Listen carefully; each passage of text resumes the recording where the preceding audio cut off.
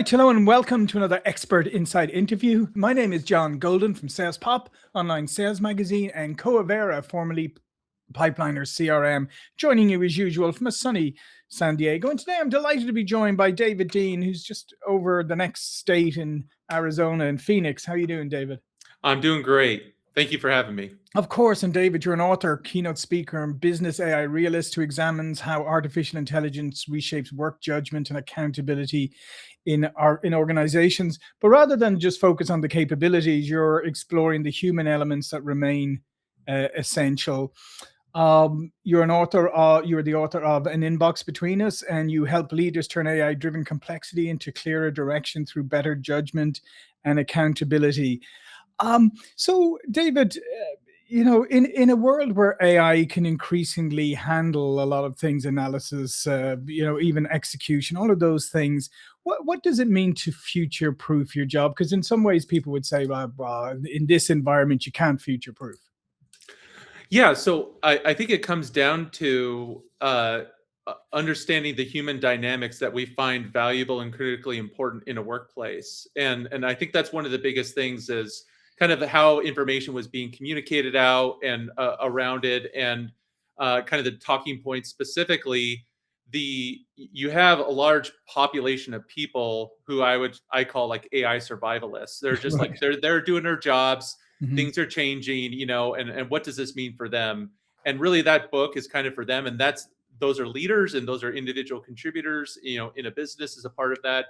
And so the idea is that what if the greatest opportunity of AI is not necessarily for, tools and process Mhm. automation, but an opportunity to kind of self rediscover yourselves with it, Mhm. whether it's individually, whether it's a part of a team, whether it's a part of a company. And this is where I kind of talk about the inbox. Right. And the inbox is an opportunity. It's an area of data that people are slowly touching on and kind of seeing what that opportunity means and then insight around it. But mostly it's on a personal level. What does that mean from an organizational level, and what kind of opportunities can move you and a company forward by understanding what that means, and rediscover yourselves. Yeah, no, absolutely. So, what do you think are some of the human capabilities or inherent human traits that that can become more valuable in this AI world? Yeah, so I go back to this concept of, there's two contracts, essentially, and when it comes to the working world, the written contract, which Mhm. is basically our job descriptions, our company Yeah. values, like how we do different things, and the unwritten contract, which is essentially how the business actually runs. So it's all of these undocumented behaviors, processes, tools, all these different types of things around it. And to a certain degree, it's a survival mechanism, Mhm. But if you think from a job description, you have all these duties, but then you also have other duties apply, which Yeah. is kind of everything else as a part of this. Mhm. And and so being able to uh, take advantage of that and be able to move forward with uh, understanding the direction and opportunities and what that essentially having that understanding means for you as a part of an organization, uh, and you can take advantage as far as having seen signals of that opportunity as a part of this. And uh, uh, and I what was the second part of that question? Um, yeah, no, and what are some of the traits, characteristics, or skills that you can really excel in, the human can really excel in? Yes, thank you. I appreciate that. So what I talk about is that what do humans have that AI is never going to have, and it's lived Mhm. experience and lived consequence with it. And that's something. This is why we ultimately hire people in the workplace. Is when things don't go the way they typically go, and that's life with it, Mhm. is who's going to manage and who's going to mitigate that. And the people we put in place to deal with those kinds of opportunities and challenges is really why we hire people in the first place with it, is Mhm. all of that knowledge, all of that experience to handle that particular dynamic. And until AI or the machine crawls out of the machine as living amongst humans, day to day and seeing those dynamics around the understanding what lived consequence and lived opportunity means, Mhm. it's never really going to understand that. It may see signals and can point to things and identify things, but the implications of that, it's not going to understand. And so that's where humans are always going to be valued and why humans are critically important. Yeah, no, absolutely. And I think that's a really good point. And I love that concept of the lived experience, the lived consequences. And also what you said, I used to always believe, to be honest, whenever I hired anybody, for me, the most important line on the job description was that one, and anything else that your manager may may Yeah. give you to do, because generally, I mean, roles evolve and stuff. So it's that ability to be able to adapt and evolve Hmm. with the business, and I think that's a very human thing. Hmm. Yeah. And the other thing is what, from an AI design world and conceptual standpoint, we forget that we are amazing machines of all kinds of things. We take in millions upon millions of different inputs. We are making all these slight, unconscious decisions constantly to do X, Y, and Z. That's all a part of the equation out there, and that's essentially why humans matter as a part of this, because we're doing all this processing. Just because not everyone understands what essentially Mhm. everyone's thinking and doing as a part of this doesn't mean that that's not important, from a workplace standpoint.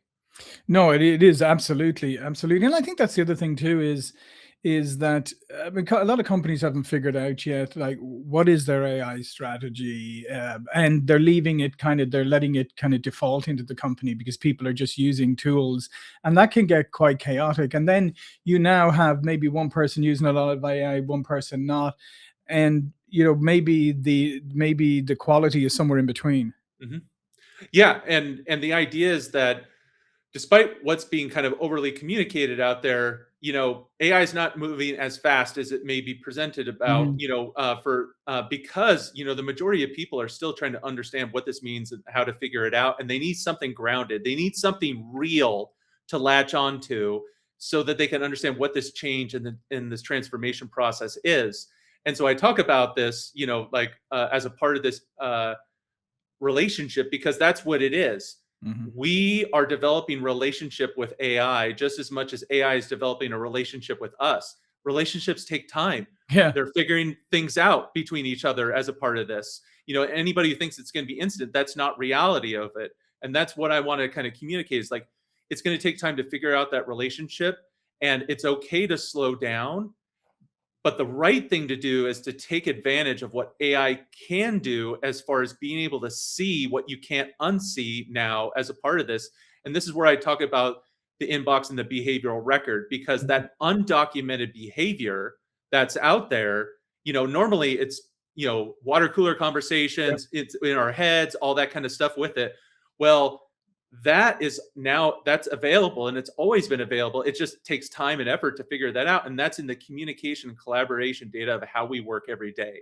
So how the business really runs is all stored in all of our emails, chat messages, meeting transcripts. Mhm. All of those dynamics tell stories. So what if we can utilize AI to understand where we have gaps and where we have challenges and where we have opportunities to kind of self discover, because you may not need an AI tool to solve your problem. It may Mhm. just be a conversation with someone. Yeah. Someone doesn't feel like they have authority to do something. That's why your process is not working out, Mhm. with it. Your process is fine. It's just someone needs, a conversation as a part of that. So utilizing that behavioral record and allow you to kind of re-self and rediscover that opportunities allows you to kind of accelerate. And companies that kind of figure that out and understand that and rediscover themselves is going to take full advantage of AI in the long run, and they're going to be much better out in the future to come.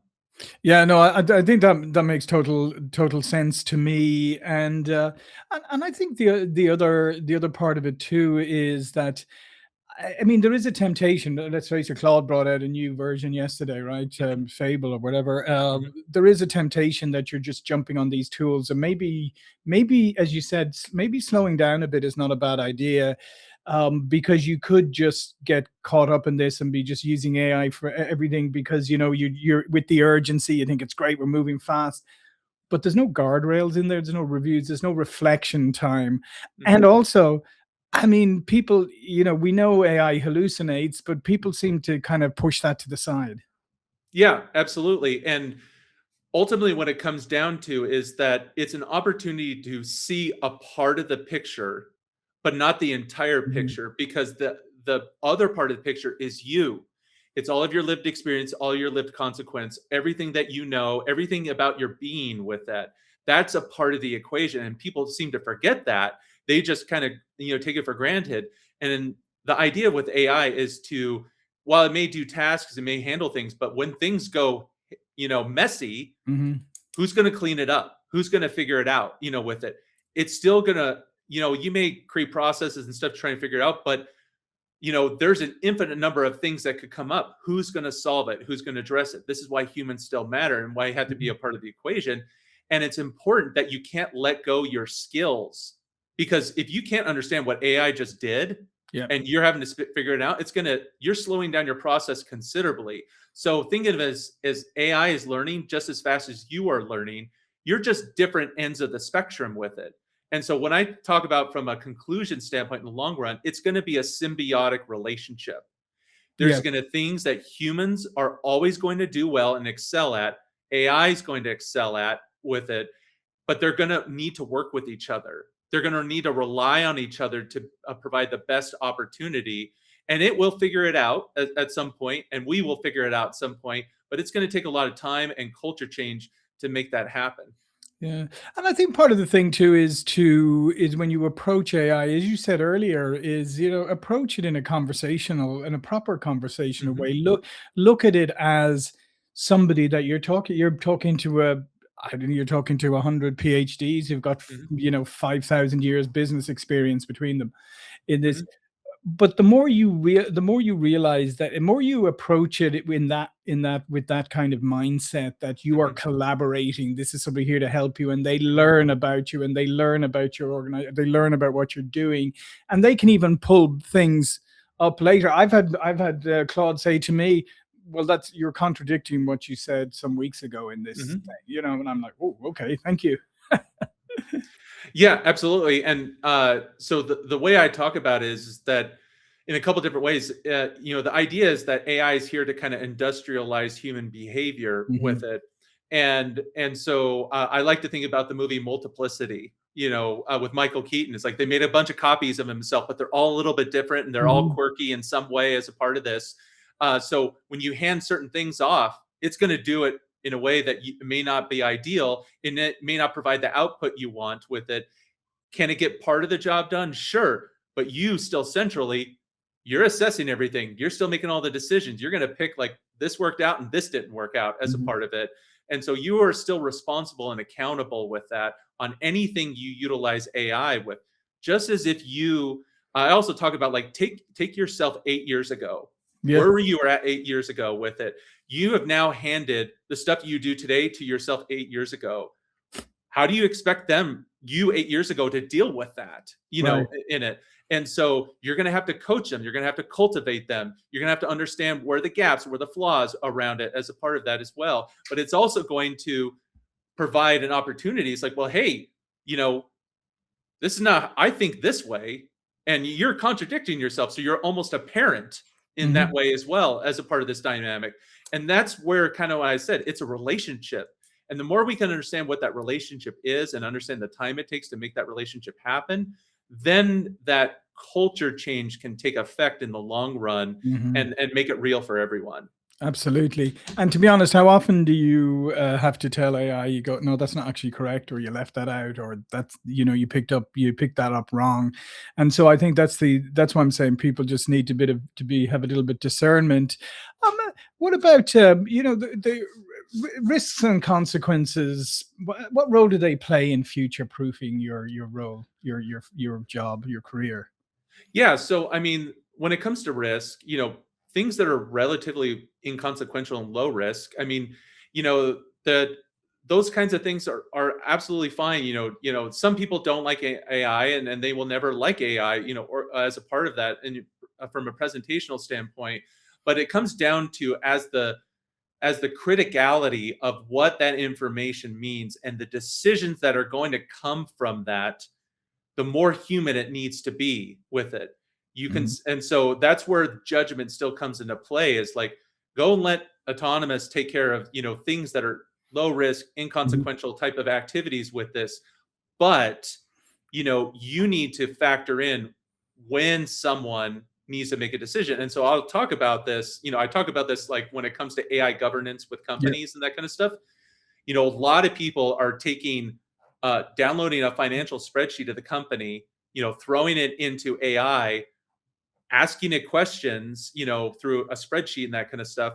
And then they're making business decisions off of that, Mhm. with it.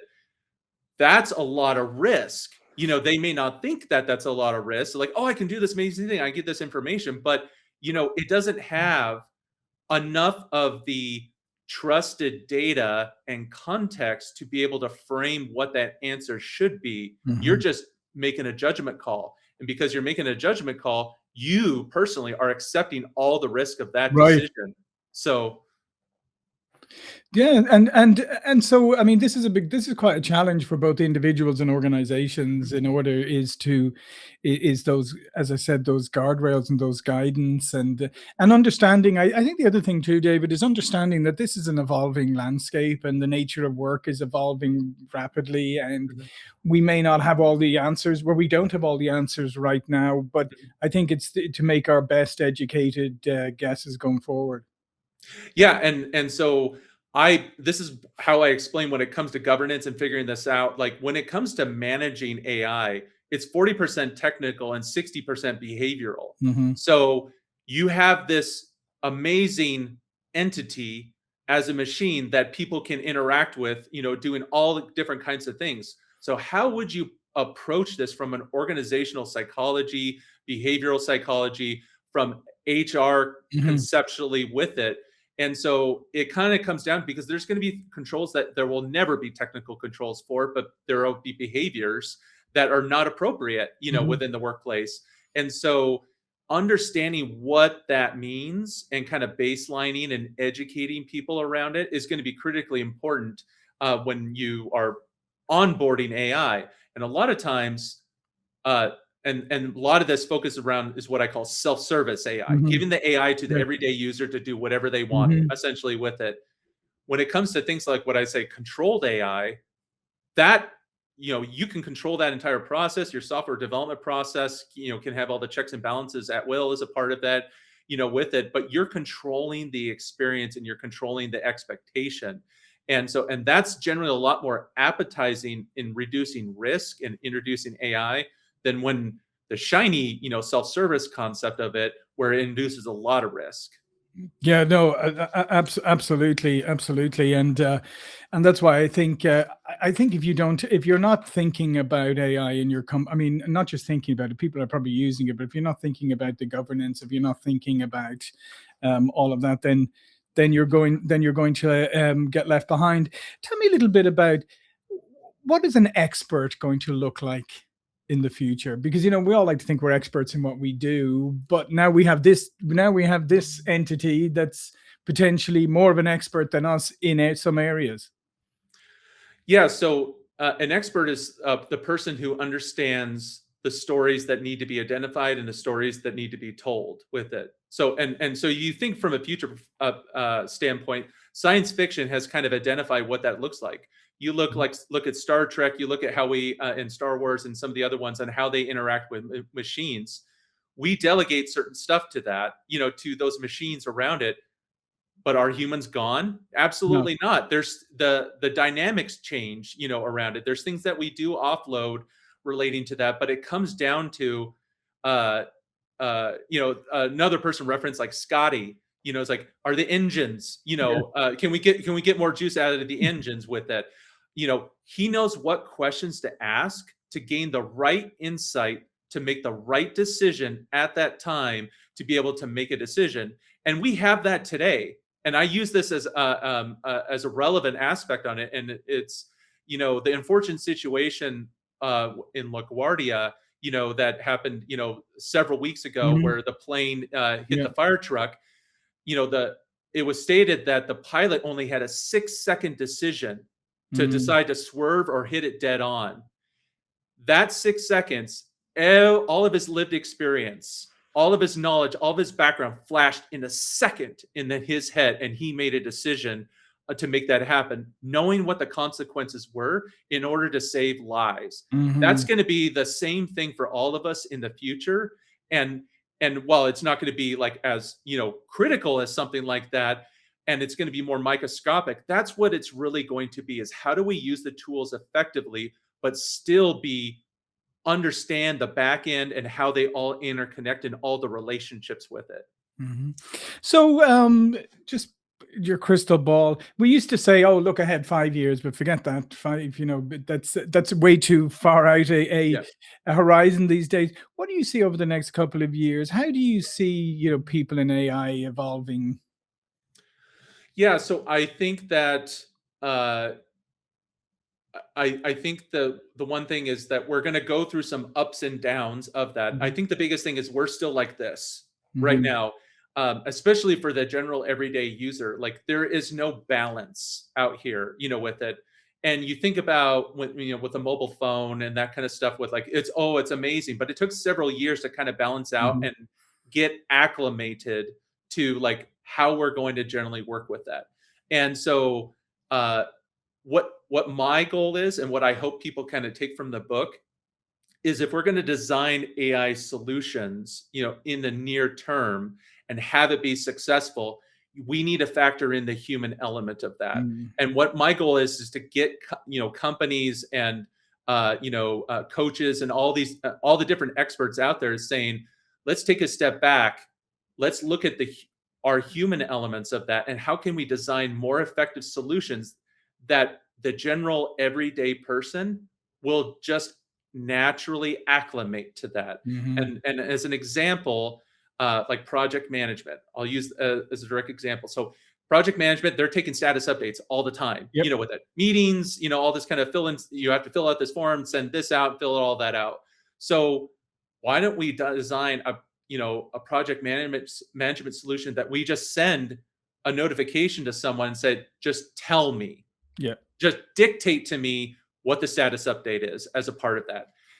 They take that, they record it in, whatever, a Mhm. minute, and then AI figures out it's about this project, they're talking about this is what it means, and this is all the status. I don't have to figure that out, and I don't have to input that. It just figures it out with that. That's kind of how we work and how we communicate and how we collaborate. Once we can kind of get AI into that understanding, then that general everyday user is going to get much more acclimated. And that's my goal, is to kind of push in the near term to get that right perception on developing solutions for the everyday user. Fantastic. Well, listen, thank you so much, David. You shared some fantastic insights. All of David's information will be below this video. But before we go, please do remind people about you, what you do in your book. Yeah. So you can find me on davidchristopherdean.com. My book is out there and it's accessible to all major retailers out there. I'm happy to be on podcasts and speak about it. I do keynote speaking and sessions relating to this. And you can find out more about how to connect with me on my website. Fantastic. Well, listen, thank you so much, David. Thank you for watching and listening, and I'll see you all again very soon. Thank you. Thank you.